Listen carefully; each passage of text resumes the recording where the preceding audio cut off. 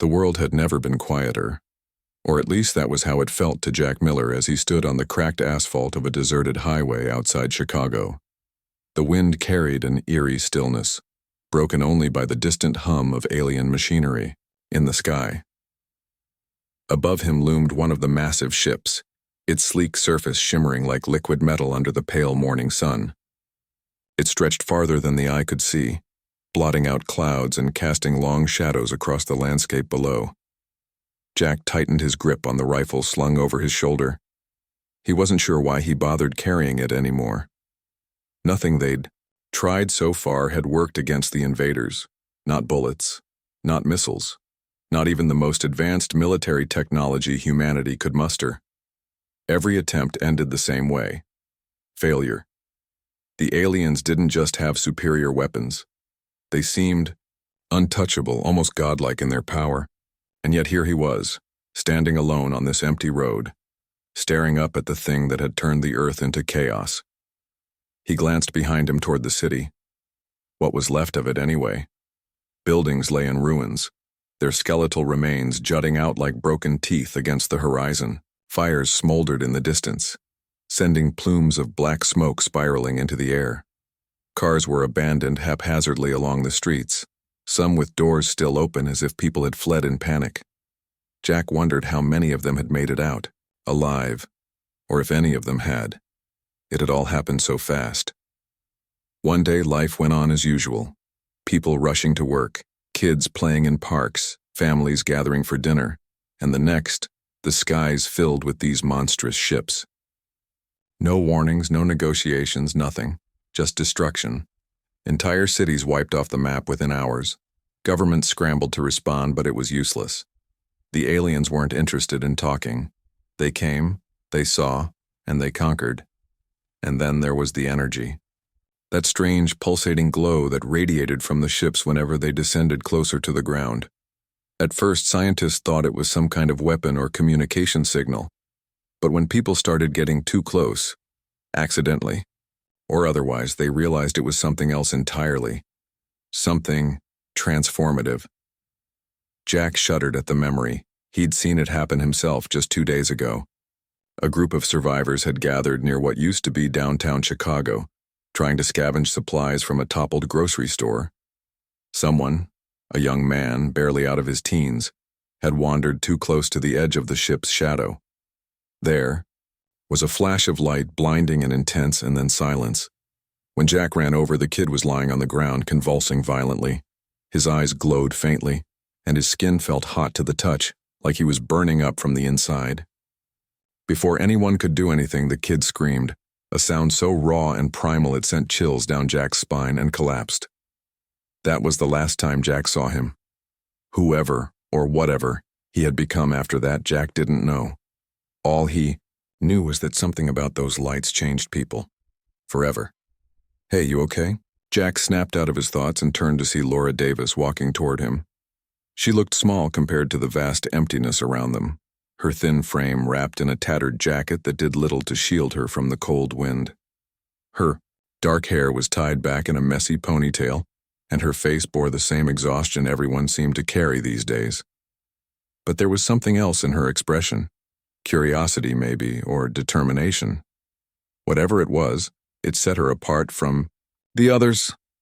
"I'm fine," Jack muttered, turning his gaze back to the ship. "Just thinking."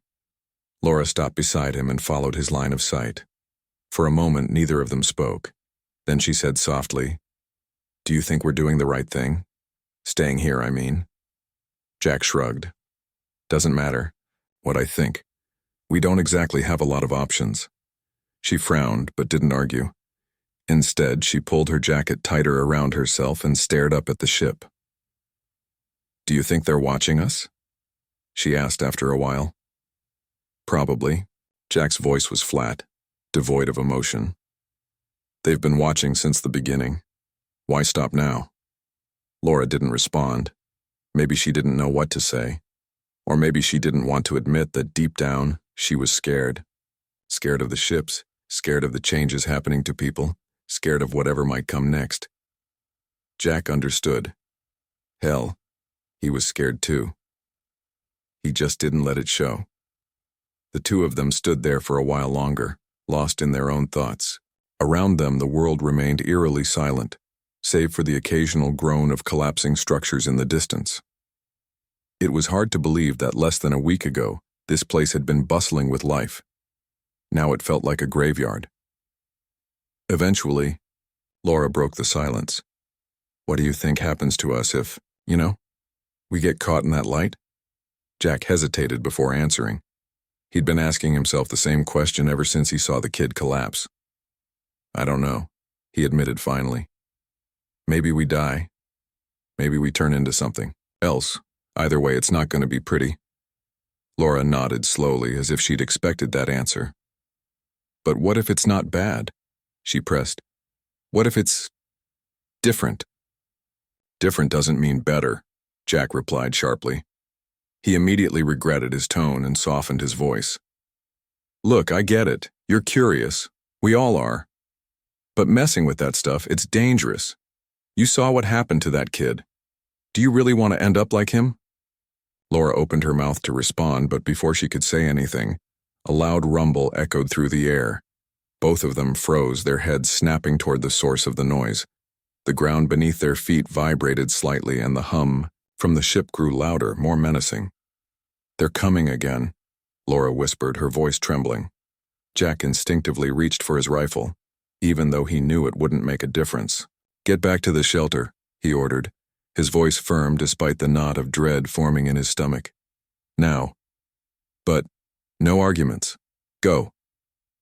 Reluctantly, Laura obeyed, sprinting back toward the crumbling remains of the building where the rest of the survivors were hiding. Jack watched her go, his jaw clenched tight.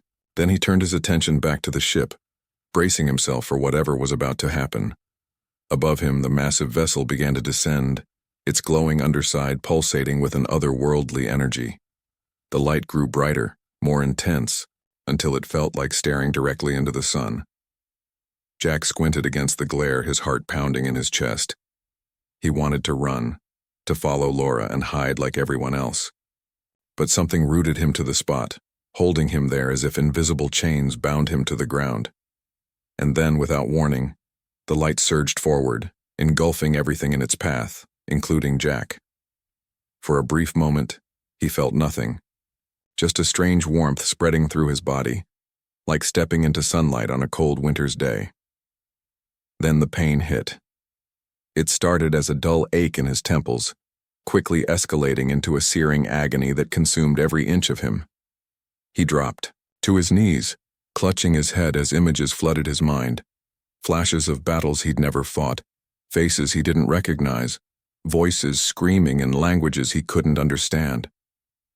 Through the haze of torment, Jack realized something was changing, not just in his body, but in his mind. His senses sharpened unnaturally. He could hear the faint rustle of leaves miles away, smell the acrid tang of burning metal in the air, feel the vibrations of the earth beneath his fingertips as clearly as if he were touching them directly.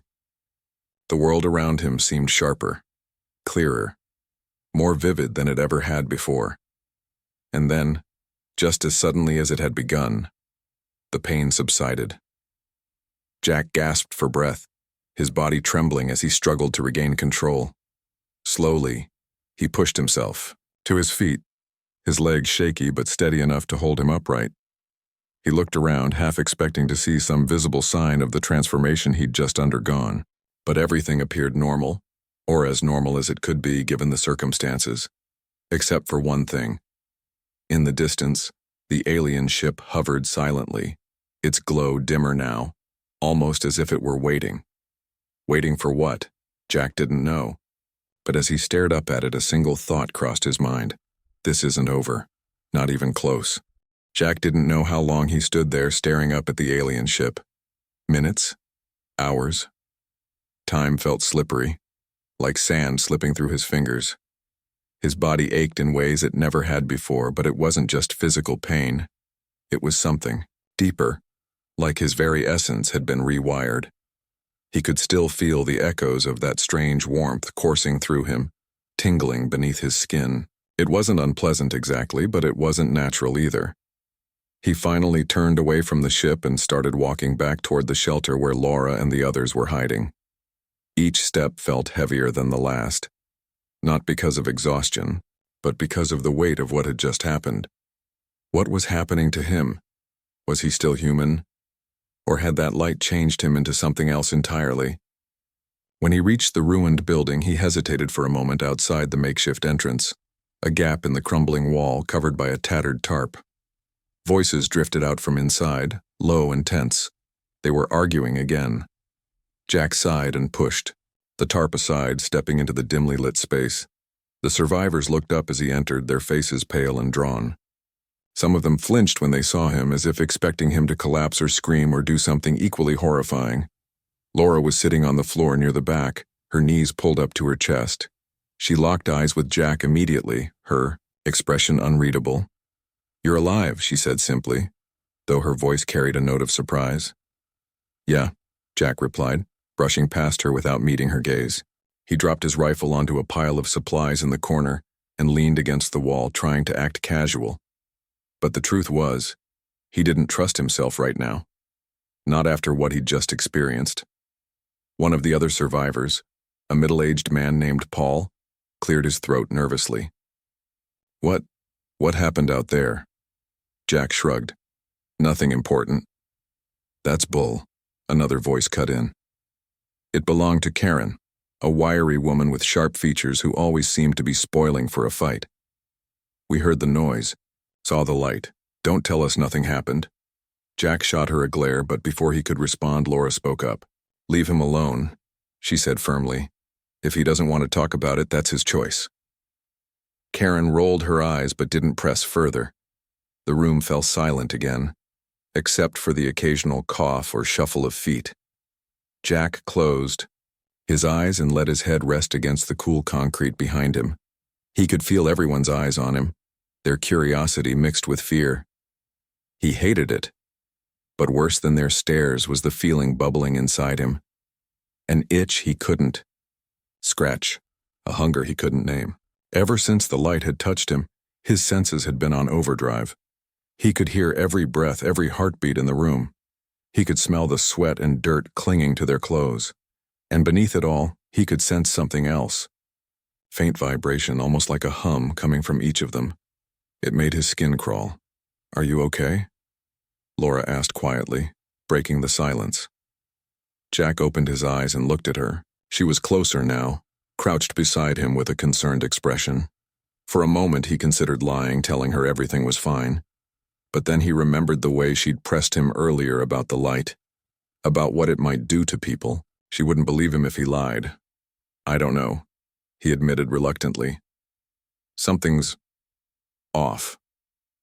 "What do you mean?" He hesitated, unsure how much to say. Could he even explain it properly? Finally, he settled for, "I can hear things, feel things, stuff I shouldn't." Laura frowned. "Like what?" "Everything," Jack muttered. "Your heartbeat, the wind outside, even the damn rats scurrying around in the walls." He paused, glancing around at the others. "And it's not just sound. There's something else. Like a pull. A pressure. I can't describe it." Laura studied him carefully, her brow furrowed in thought. Then she nodded slowly. "Okay," she said. "That's interesting." "Interesting?" Karen scoffed from across the room. "Sounds more like crazy to me." "Shut up, Karen," Laura snapped, surprising everyone, including herself. Her cheeks flushed slightly, but she didn't apologize. Instead, she turned back to Jack. "Do you think it's permanent?"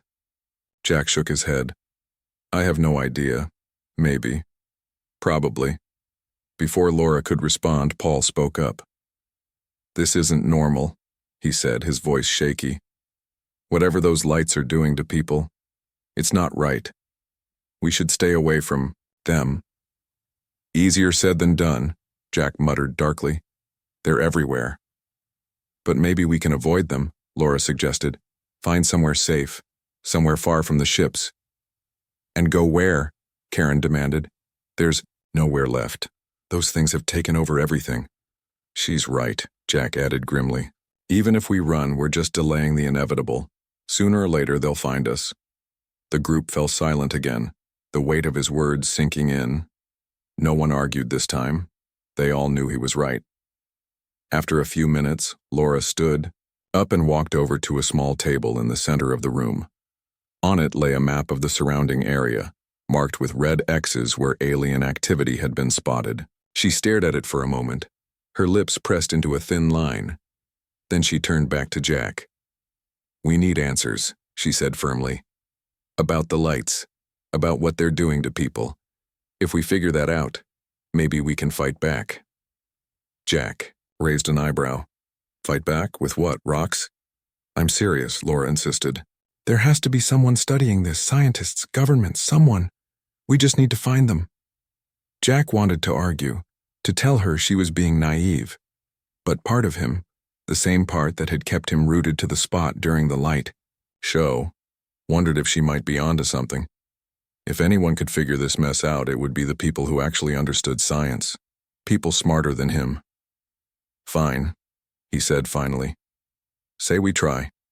Where do we start?" Laura hesitated, then pointed to a spot on the map. "There's a research facility about 50 miles south of here. It's supposed to be underground, so chances are the aliens haven't found it yet." "How do you know about it?" Jack asked suspiciously. "My dad used to work there," she explained. Before all this. He talked about it sometimes. Said they were working on classified projects with stuff involving energy and biology." Jack glanced at the others who were watching the exchange with varying degrees of hope and skepticism. "You really think they'll help us?" he asked. "I don't know," Laura admitted, "but it's worth a shot." Jack considered this for a moment. 50 miles wasn't far, especially given what he'd just been through. If his newfound abilities included enhanced strength and speed, maybe they stood a chance of making it there alive. Still, the idea of leaving the relative safety of their current location and heading straight toward potential danger made his stomach churn. "All right," he said eventually. "We'll go. But we move fast, and we don't stop for anything." The others nodded, some more enthusiastically than others. Karen crossed her arms and muttered something under her breath, but she didn't object outright. Jack ignored her and focused on Laura instead. "When do we leave?" he asked. "Now," she replied. "Before it gets dark." Jack nodded and grabbed his rifle from the corner. As the group began gathering supplies and preparing to leave, he couldn't shake the feeling that this decision would change everything. Whether for better or worse, he didn't know. But one thing was certain. Whatever waited for them at that facility, it wouldn't be easy. And deep down, Jack wondered if he was ready for what came next. The journey to the research facility was anything but smooth. The group moved cautiously, sticking to back roads and abandoned alleys whenever possible. Jack led the way, his senses still heightened from whatever had happened to him during the light surge. Every sound, the crunch of gravel underfoot, the rustle of leaves in the wind, felt amplified, almost deafening. It made focusing difficult, but he forced himself to stay alert. He couldn't afford to let his guard down, not with the others counting on him. Laura stayed close behind him, clutching a backpack filled with supplies they'd scavenged from the shelter.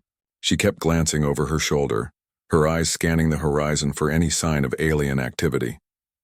The rest of the group followed in silence, their faces pale and drawn. None of them spoke much.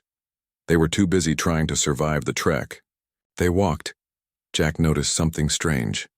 The pull he'd felt earlier, the pressure humming beneath his skin, was growing stronger. At first, he thought it might be his imagination, but the sensation became impossible to ignore.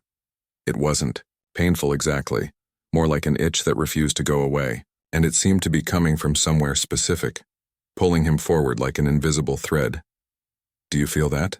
he asked Laura after a while, keeping his voice low. She frowned. "Feel what?" He hesitated, unsure how to explain it. "Like a tug. Inside me. Like I'm being drawn toward something." Laura's brow furrowed deeper. "Maybe it's the facility. If your body's reacting to whatever those lights did, maybe it's guiding you somehow. Jack didn't answer. He wanted to believe her theory, but something about it felt off. Still, he didn't have a better explanation, so he pushed the thought aside and focused on moving forward. By mid-afternoon, they reached the outskirts of what used to be a small town. Most of the buildings were intact, though many windows were shattered, and cars sat abandoned along the streets. Jack signaled for the group to stop and crouched behind a crumbling wall to survey the area.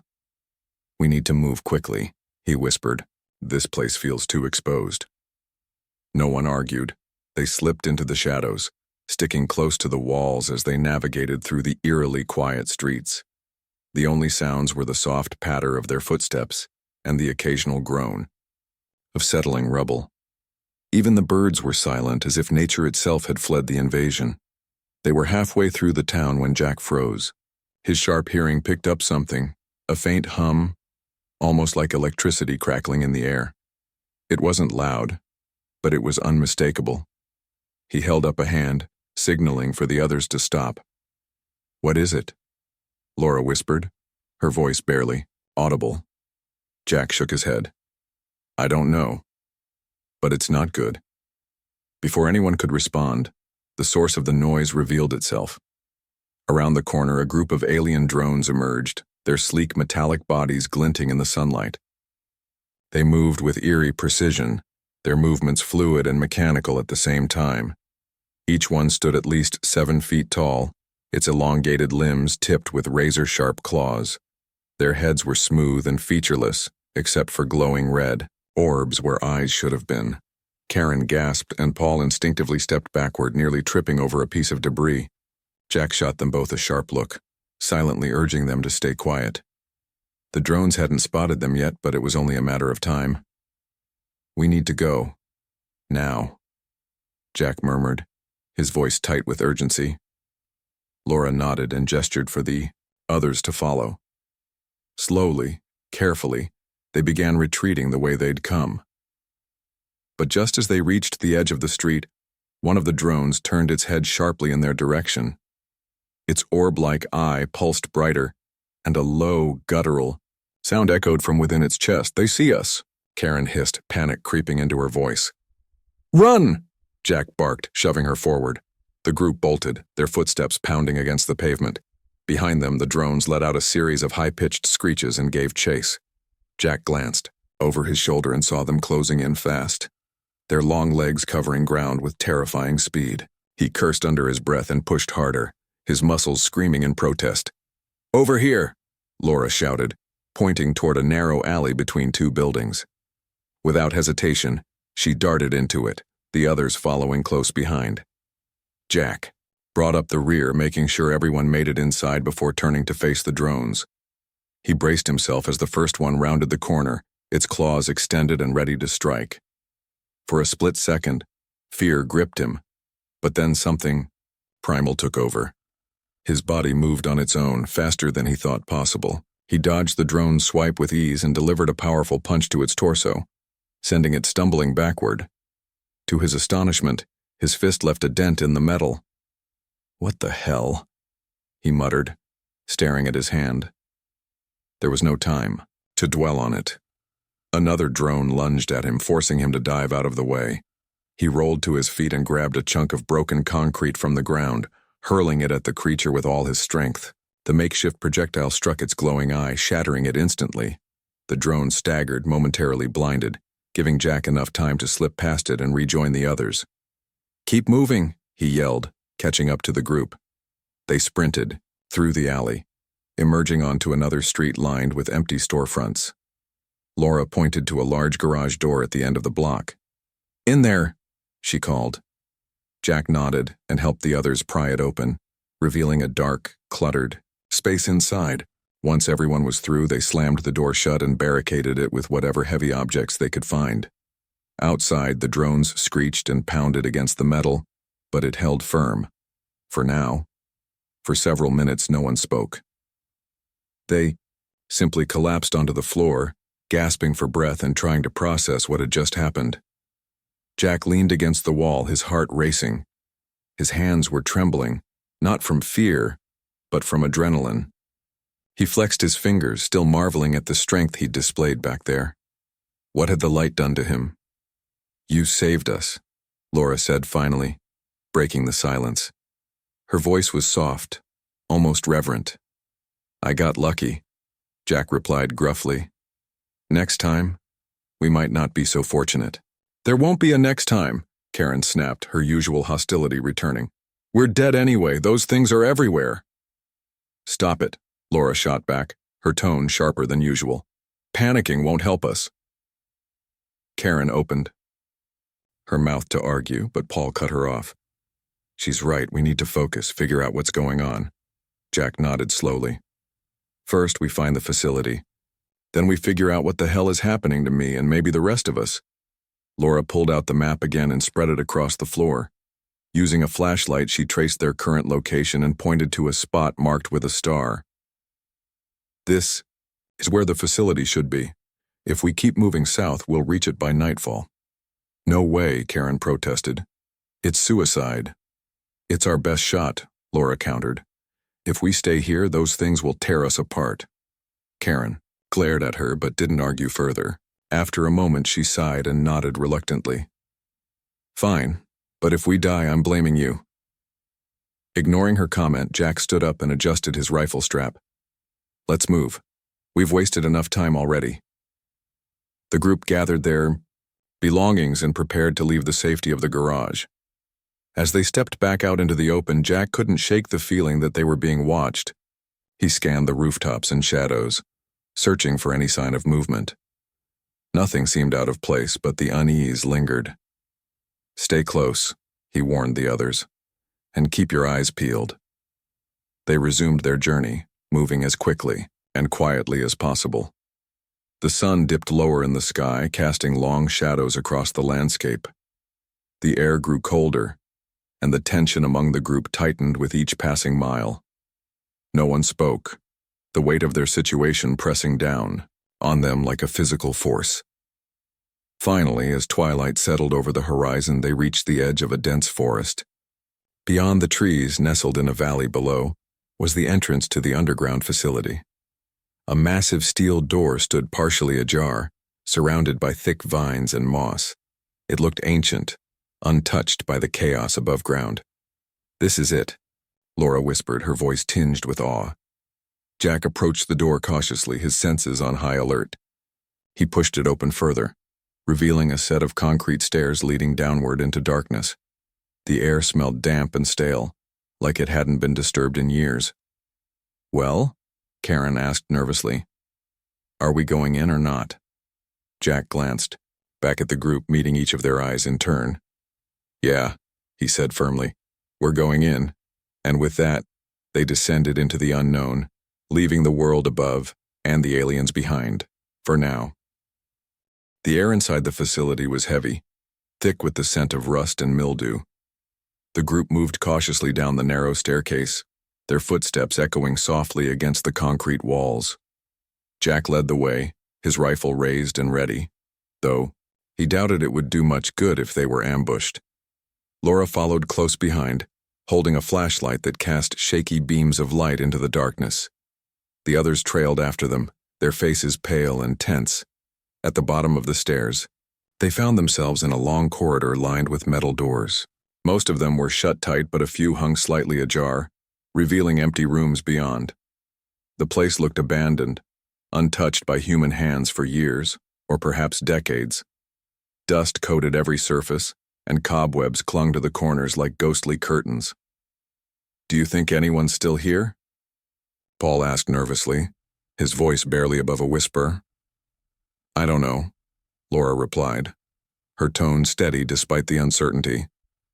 "But we need to check." Jack nodded and motioned for the group to stay quiet as they began exploring the corridor.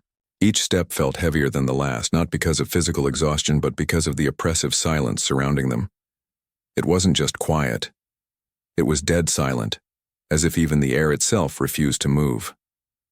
Every creak of the floor beneath their feet sounded impossibly loud, making them flinch with each step.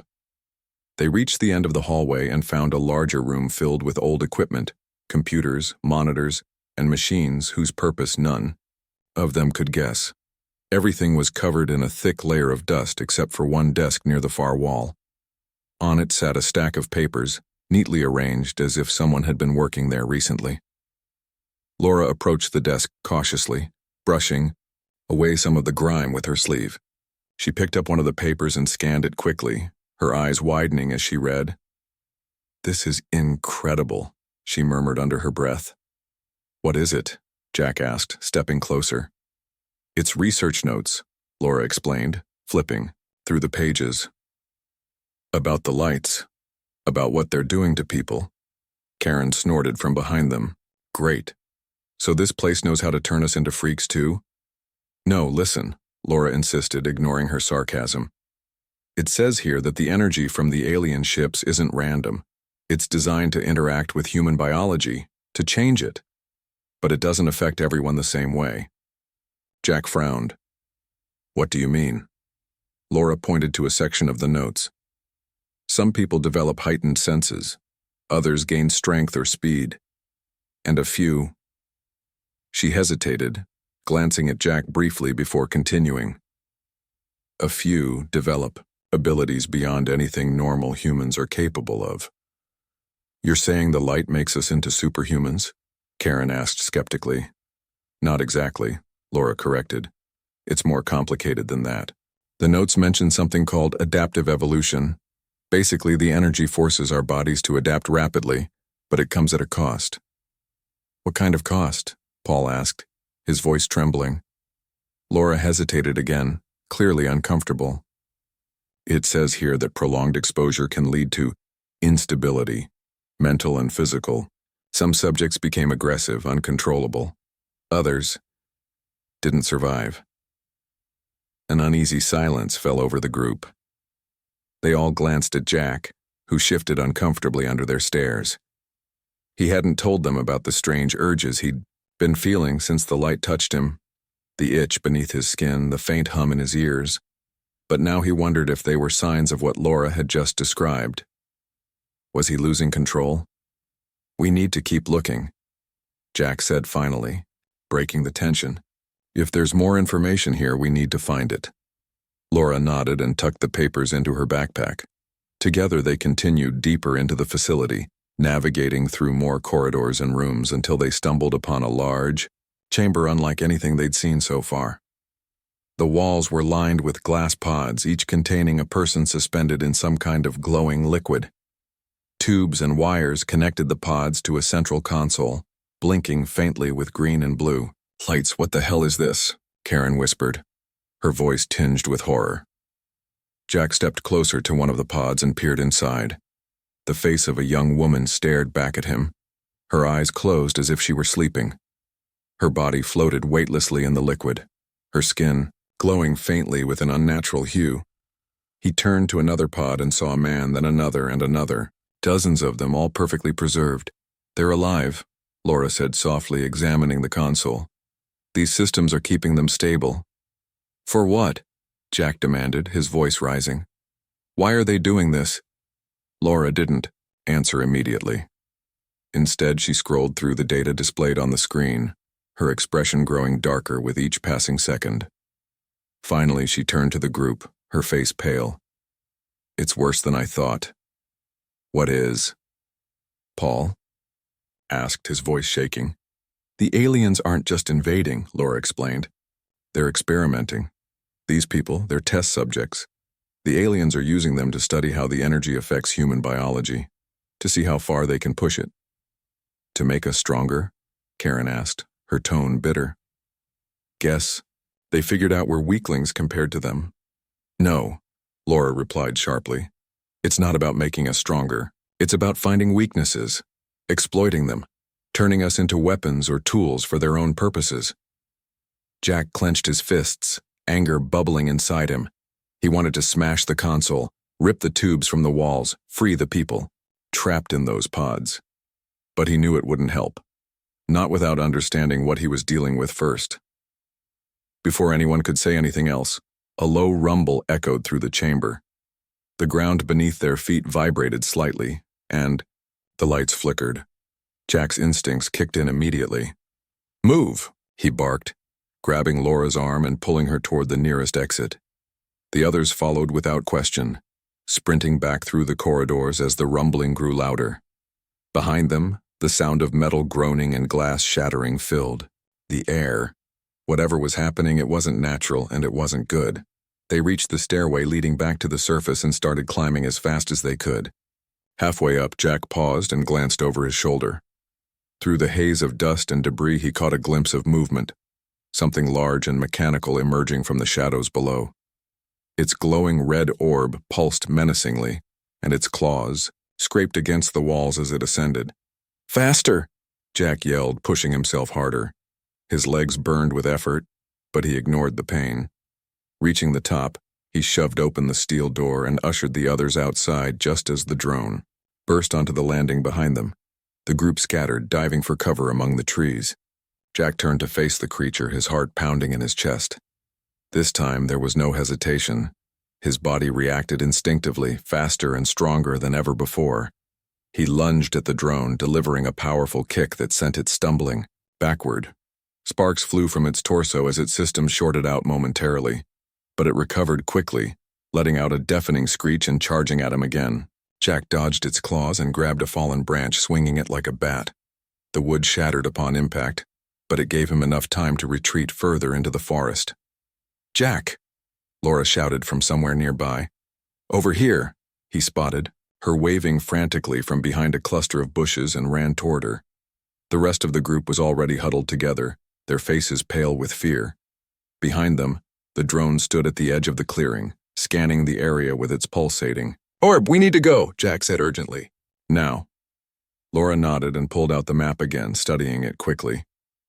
"There's an old bunker marked a few miles east of here. If we can reach it, we might be able to lose it." Without waiting for agreement, Jack took off running, the others following close behind. The drone screeched and gave chase, crashing through trees and sending branches flying in its wake. Despite its size, it moved with terrifying speed, closing the distance between them with every passing second. Jack pushed himself harder, drawing on reserves of strength he didn't know he had. His muscles screamed in protest, but he ignored the pain. All that mattered was getting the others to safety.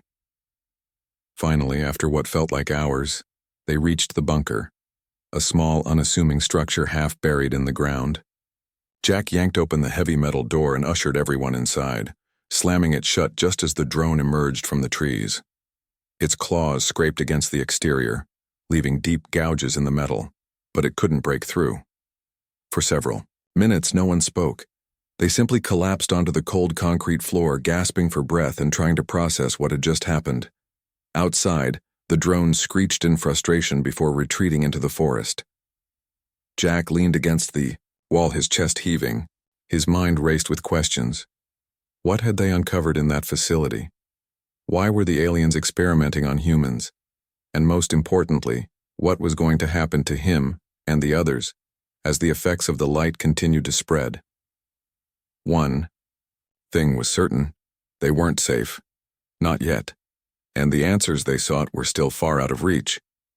The bunker was small and cramped, its walls lined with rusted shelves that sagged under the weight of forgotten supplies.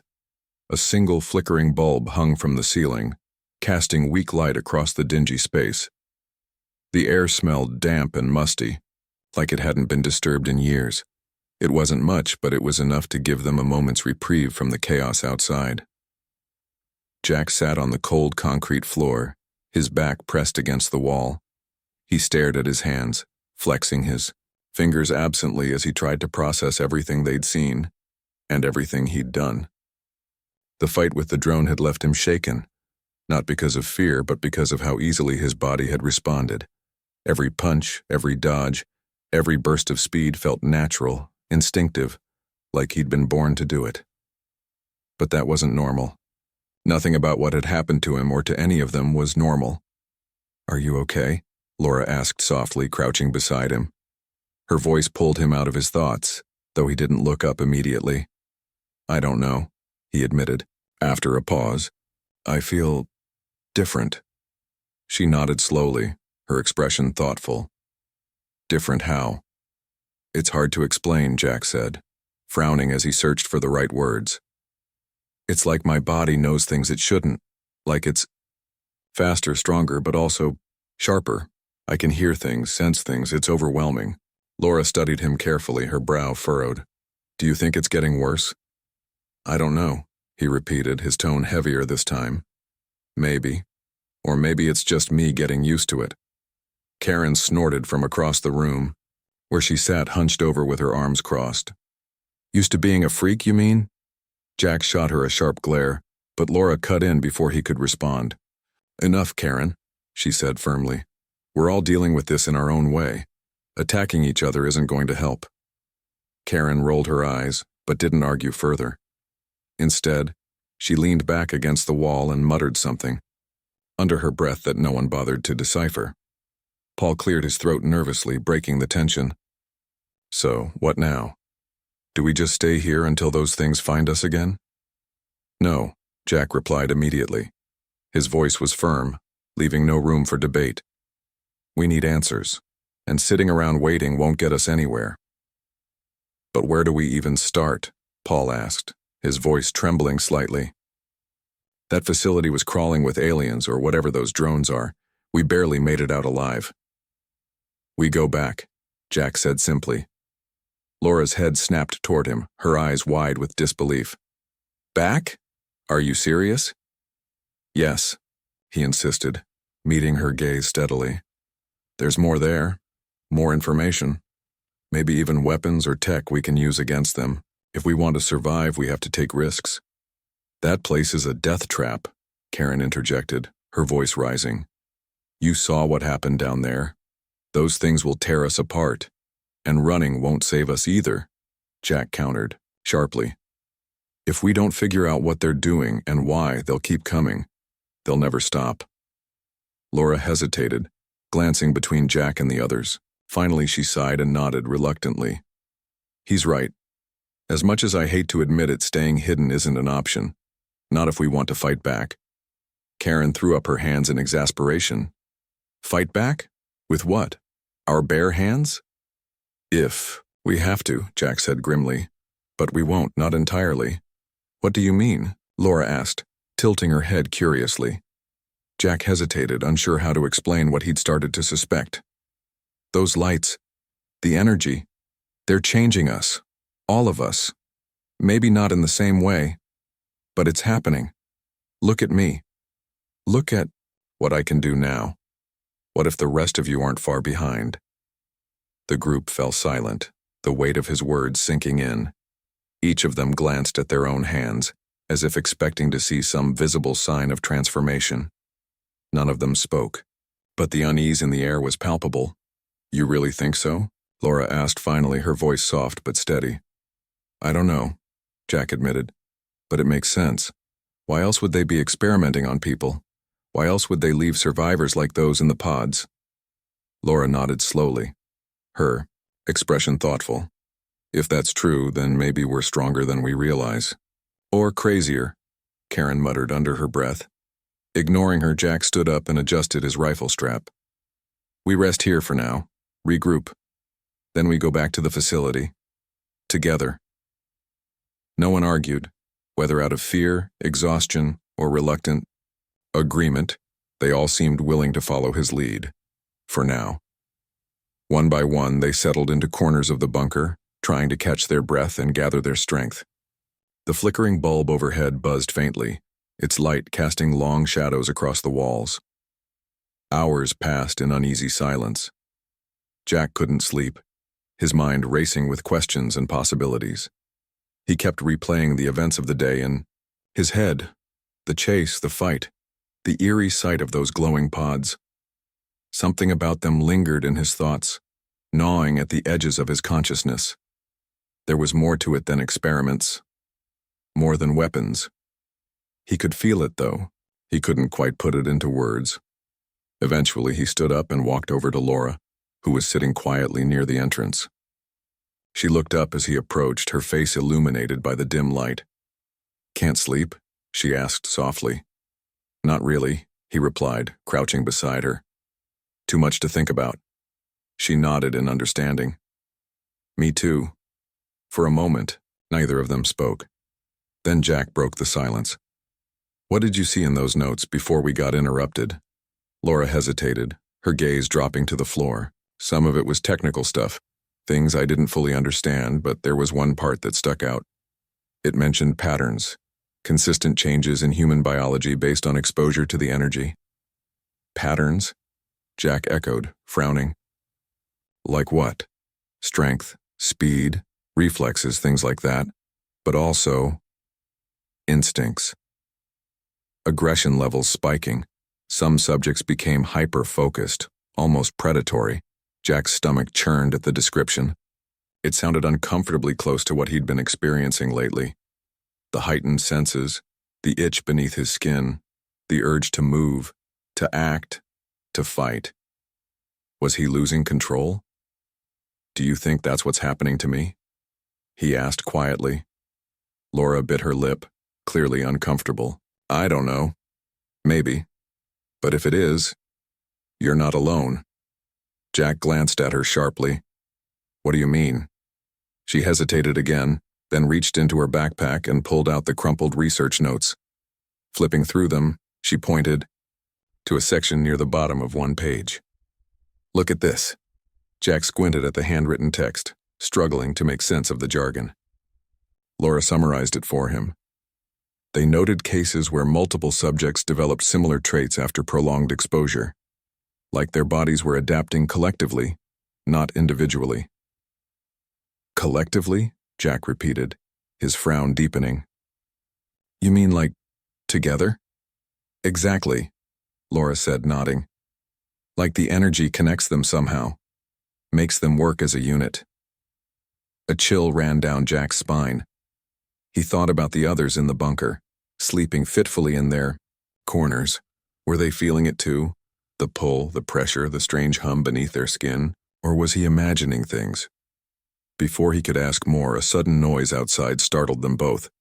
It was faint, a soft scraping sound like metal dragging against rock, but it was enough to send a jolt of adrenaline through Jack's veins. "Stay. Here," he whispered, grabbing his rifle and creeping toward the door. Laura grabbed his arm, her grip surprisingly strong. "Be careful." He nodded once and slipped outside, his senses on high alert. The forest was eerily quiet, the usual sounds of nocturnal creatures silenced by the alien presence nearby. Jack scanned the trees, his heart pounding in his chest. Whatever had made that noise was still out there, watching, waiting.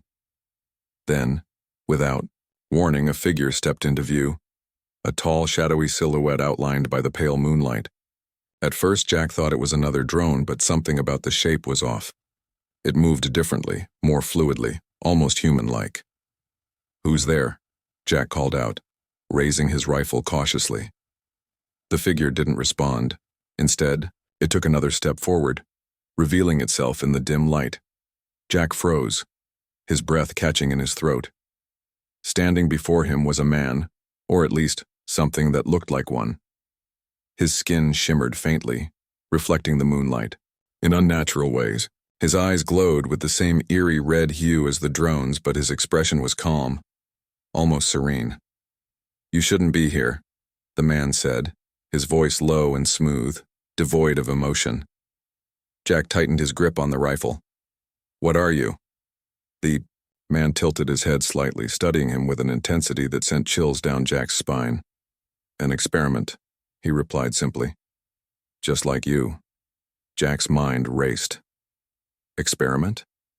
Did that mean this man, this creature, was one of the test subjects from the facility? Had he escaped or been set free? Before he could ask, the man continued.